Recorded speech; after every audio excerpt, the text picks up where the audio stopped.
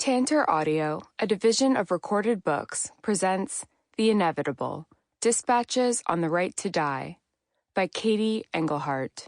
Narrated by Katie Engelhart. For my parents. If suicide is allowed, then everything is allowed. If anything is not allowed, then suicide is not allowed.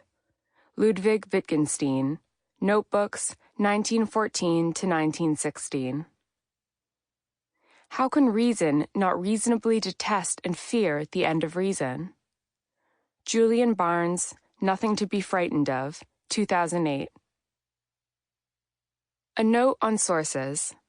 Throughout the book, I have used a pseudonym and sometimes changed several identifying details to protect the privacy of the person concerned.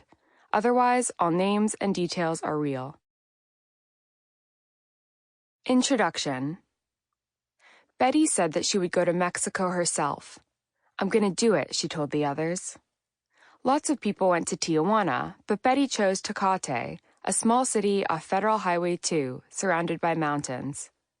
She had read in her online suicide manual about Mexican pet stores where in-the-know foreigners could buy lethal poison. All you had to do was tell the employee at the register that your dog was very sick and needed to be put to sleep, and that you were there to buy the sleeping agent. I'm on the case, Betty texted her friends from outside a local shop. She was a little bit scared, but not too scared. She didn't think the police would seriously target a woman in her 70s. They're not going to go after a little old lady, she said, and I could pull the little old lady cover if I had to. I could sit and cry if I had to. No problem. Back in Manhattan, before she left for Mexico, Betty had bought a handful of expensive-looking cosmetics bottles and printed labels to stick on the front of them, for sensitive skin only.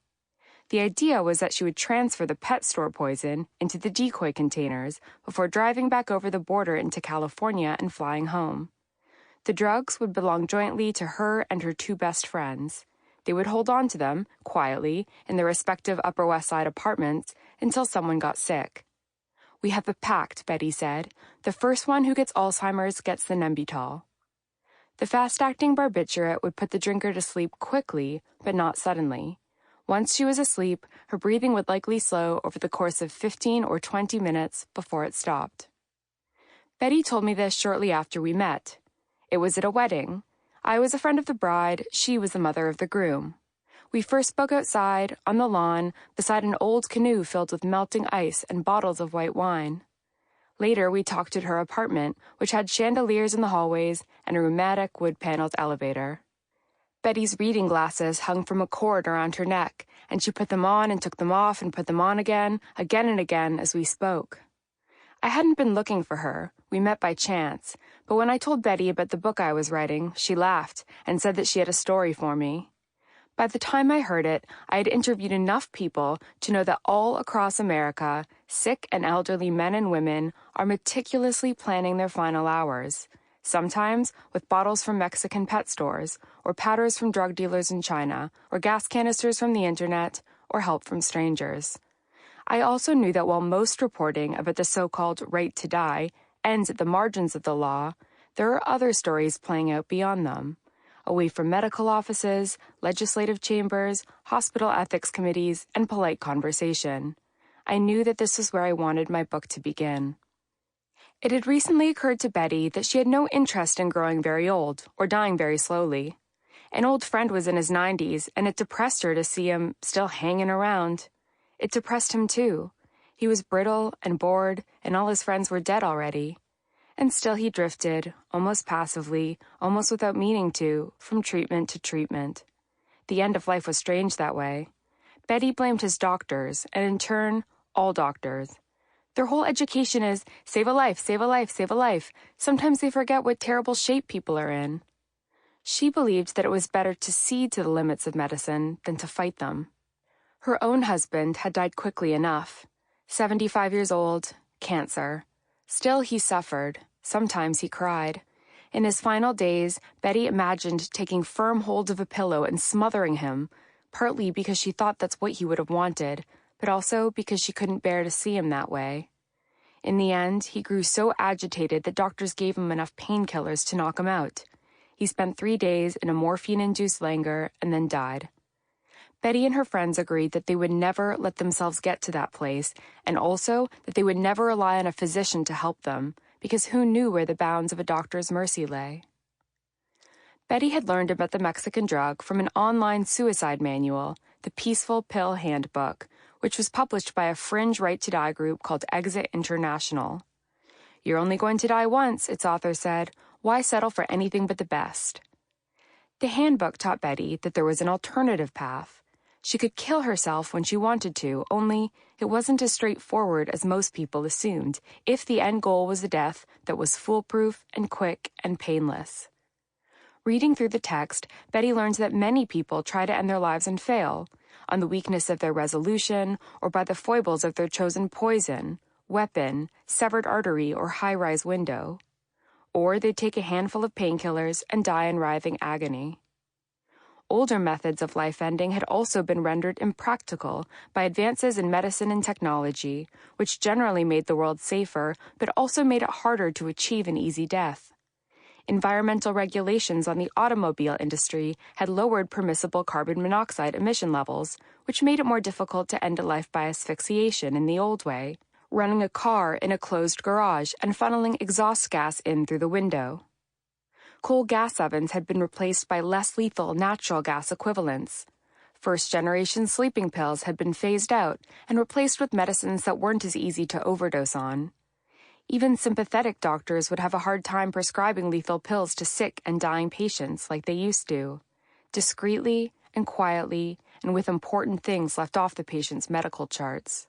Betty's book advised readers to acquire one of several drugs to hold for safekeeping and to use when the time was right. Betty warned her friends that they would have to be careful in their planning, because even though suicide is legal, it is against the law to help someone else do it. Besides, if the wrong person found out, the women could find themselves under lockdown psychiatric watch, stripped of their belts and shoelaces and privacy for hours or days, interrogated and observed and accused. Betty had never broken the law before, and she didn't particularly want to. She would have preferred to do things properly, to wait until she was just about ready to die, and then ask her doctors to make it so. But physician-assisted death is not legal in New York State. And anyway, even in the states where it is legal for terminally ill patients, a person can't qualify to die just because she is old and tired of living in an elderly body that she no longer wants or relates to. As it was, she was feeling okay. She went to Pilates every week, she went to the theater, she saw interesting friends and read complicated books. But one day, all of that would end. When it did, Betty hoped that she could summon enough resolve to kill herself. Sometimes she thought she should just pick an age and promise herself that she would not live beyond it. There are 2 types of people in the world, Betty told me. Those who want to deal with death and get some control over it, and those who don't want to think about it. I can't not think about it. The push to wrest bodily control at the end of natural life from the behemoth powers of big medicine in the state has been defined by individual stories, generally of white women whose personal end-of-life tragedies became family dramas and then viral national dramas and then talking points and turning points in a larger political crusade for patient autonomy. This modern history begins in 1975, when 21-year-old Karen Ann Quinlan went to a party at a bar in New Jersey where she reportedly chased Valium with a few gin and tonics and then passed out. At the hospital, doctors attached the young woman to a mechanical respirator, but it was too late. Karen Ann's brain had been without oxygen for so long that it was damaged beyond repair. She was not dead, strictly speaking, but she had entered a persistent vegetative state. Her weight dropped from 115 pounds to less than 70. Her eyes opened and shut and moved, but not in the same direction or in tandem. She seemed to grimace, though doctors assured her family that this was nothing more than a mindless muscle spasm. Several weeks later, Joseph and Julia Quinlan asked doctors to turn off their daughter's respirator, and the doctors refused. Hospital administrators said that removing the machine would lead to Karen Ann's death, and thus would be murder. The Quinlans filed suit in September 1975. When they did, the fight over young Karen Ann mutated into the nationally televised Quinlan affair. Dozens of journalists packed into the crowded Morristown courtroom and held vigil outside the Quinlan family home, flooding the front door in a wash of paparazzi flashbulbs whenever anyone came or went. The body of the voiceless, featherweight girl seemed to cry out for protection, and soon a cast of would-be saviors appeared. Politicians and priests spoke of rescuing her. Self-described faith healers and prophets arrived in New Jersey, some of them promising miracles, if only they could rest their hands on the sleeping beauty. In daily news broadcasts, Karen Ann's inscrutable sleep assumed the form of a fairy tale or a morality play. In court, lawyers for the family said that Karen Ann deserved to die with grace and dignity. On the other side, lawyers representing the hospital doctors compared the Quinlan's petition to Nazi atrocities during the Holocaust, like turning on the gas chamber. In November 1975, the Quinlans lost their case, but quickly appealed to the New Jersey Supreme Court, which reversed the lower court's decision. Justices ruled that Karen Ann's individual liberty interests were greater than the state's interest in preserving her life, since doctors saw no reasonable possibility that she would get better. By the court's logic, when doctors turned off Karen Ann's life support, they would not be murdering her, but instead allowing her expiration from existing natural causes. The New Jersey justices referred to this act as judicious neglect, though others would call it passive euthanasia. Later, at Karen Ann's funeral, a parish priest named Monsignor Thomas Trapasso gave an anguished homily. He said he prayed that the young woman's drawn-out end would not erode society's concern for the worth of human life.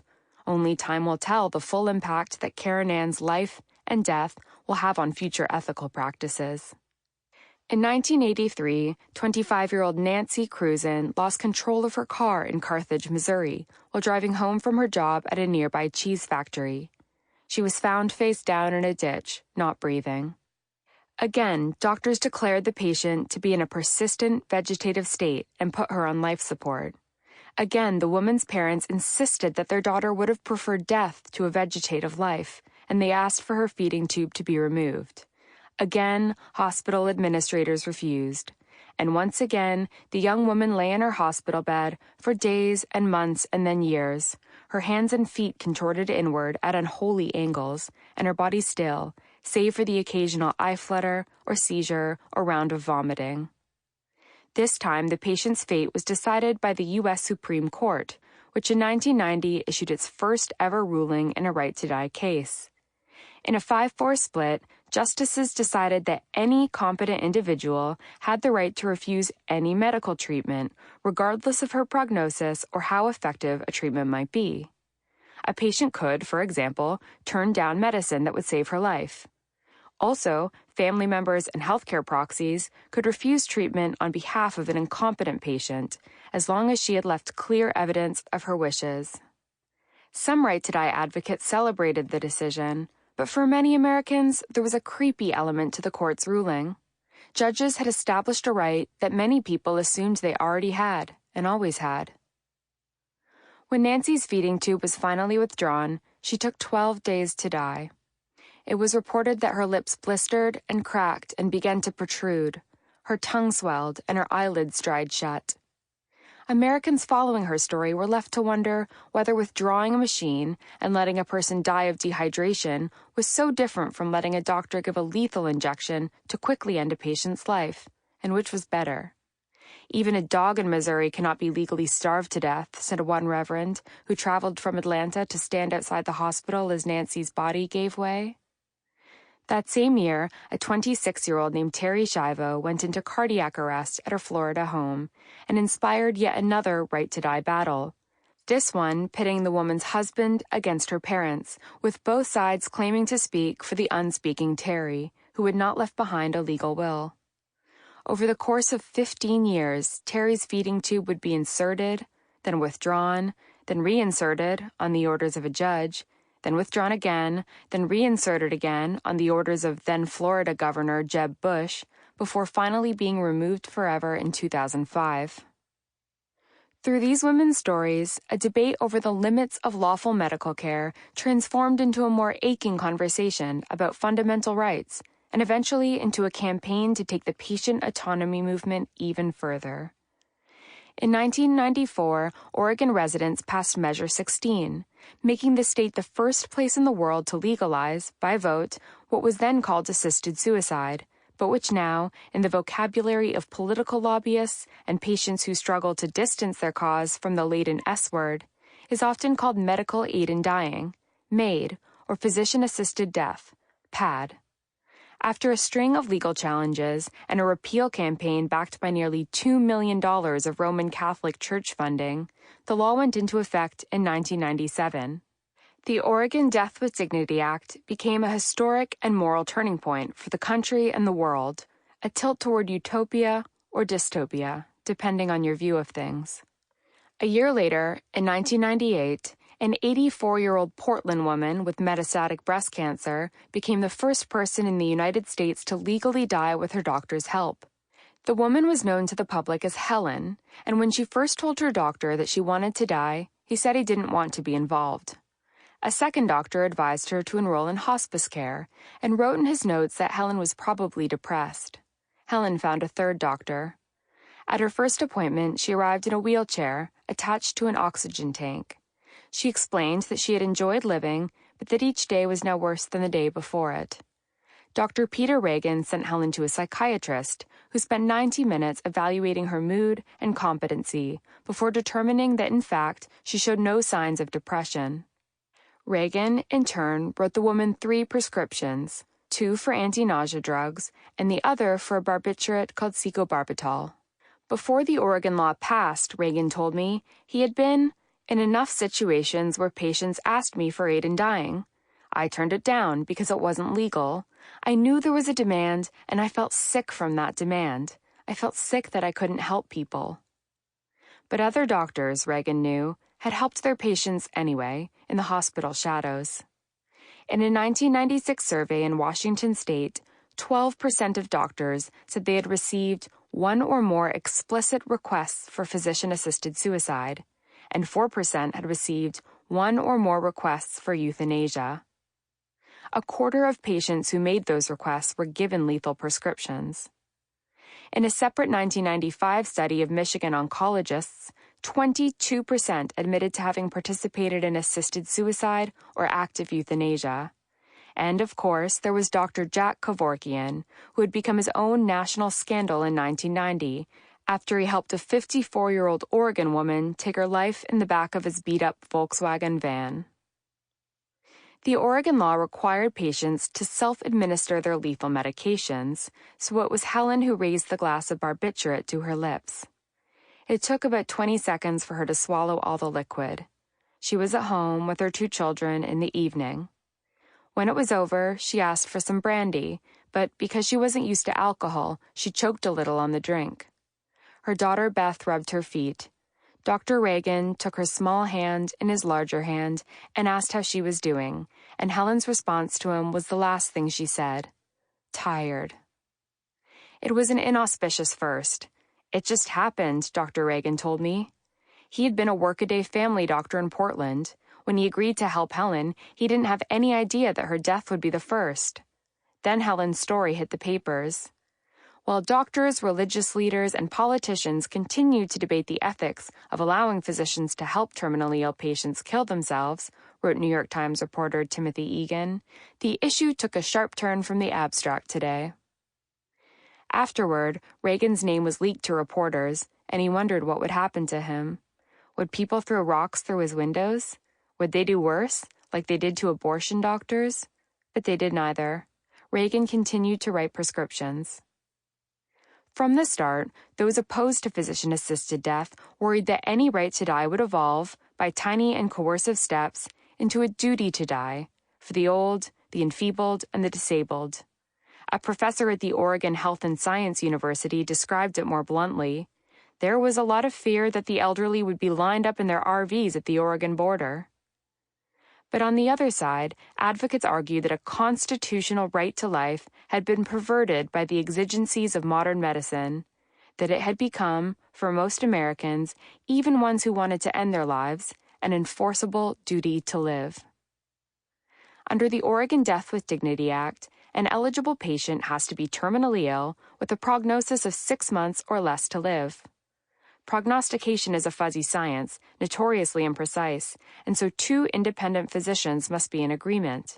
The patient must be over 18 years old, a resident of the state, and mentally capable at the time of her request.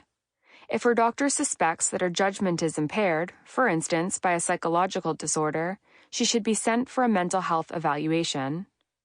The patient also has to make 2 oral requests to die, separated by at least 15 days, and provide a written request to her attending physician, signed in the presence of 2 witnesses.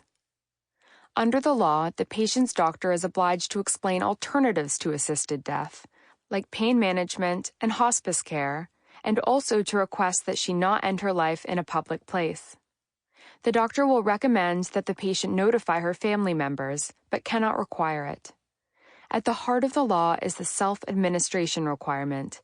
The patient needs to take the medication herself, since only assisted dying, where a patient self-administers lethal drugs, usually by drinking a powder solution, and not euthanasia, where a doctor administers the drugs, usually intravenously, is allowed. When the Death with Dignity Act went into effect, advocates hoped that Oregon would give other states the moral impetus they needed to pass their own equivalent laws. Some proponents saw their movement as the logical continuation of other grand progressive battles, for the abolition of slavery, for women's suffrage, for racial desegregation. Baby boomers, the theory went, had seen their parents die ugly, protracted hospital deaths and wanted another way. But the post-Oregon elation did not quite play out. In 1995, the Vatican called assisted death a violation of the divine law. The American Medical Association also declared itself opposed, on the grounds that physician-assisted suicide is fundamentally incompatible with the physician's role as a healer and his solemn pledge to do no harm. Healing, the thinking went, precluded killing. In the years following, dozens of states debated and rejected their own Oregon-style statutes. Doctors in Portland came to assume, as one said later, that assisted death would remain one of those quirky Oregon things. In 1997, the year that scientists in Scotland unveiled a cloned sheep named Dolly and Comet Hale-Bopp flew by Earth, the U.S. Supreme Court ruled on 2 assisted death cases from Washington and New York.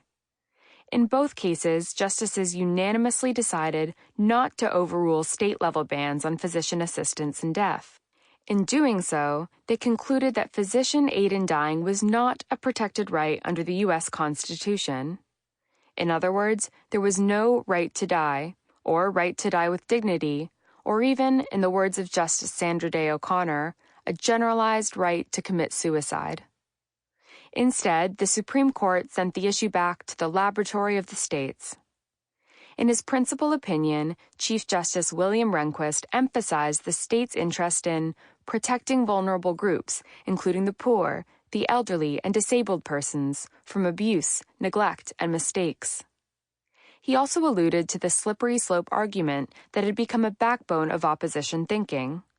The theory went that once a limited right to die was granted, it would be impossible to rein in. The law would inexorably expand and expand to include ever more categories of patients: the sick but not dying, the mentally but not physically ill, the old, the paralyzed, the weak, the disabled. Eventually, critics warned, there would be abuse of the poor, the unwilling, the compromised, the scared, the 16-year-old boy with a scorching case of unrequited love. Any given principle, Supreme Court Justice Benjamin Cardozo once observed, had a tendency to expand itself to the limit of its logic.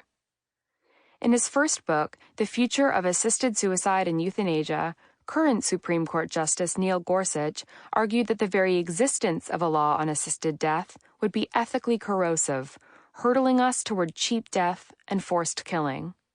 There was no better proof, Gorsuch wrote, than in the hideous early history of the American right to die movement. In the late 19th and early 20th centuries, some of the same figures who campaigned for voluntary euthanasia had also supported eugenics, forcible sterilization of the feeble-minded, social Darwinism, and a philosophy of race betterment. Future moral transgression, Gorsuch warned, could be averted only by maintaining an exceptionless norm against the intentional taking of human life by private persons. Life must be kept sacred. It wasn't until 2008 that a second state, Washington, followed Oregon's lead. Then came Montana, by judicial ruling rather than legislation, Vermont, Colorado, California, Washington, D.C., Hawaii, Maine, and New Jersey. The laws had different names, which made use of different euphemisms. End of Life Options Act, California. Our Care, Our Choice Act, Hawaii.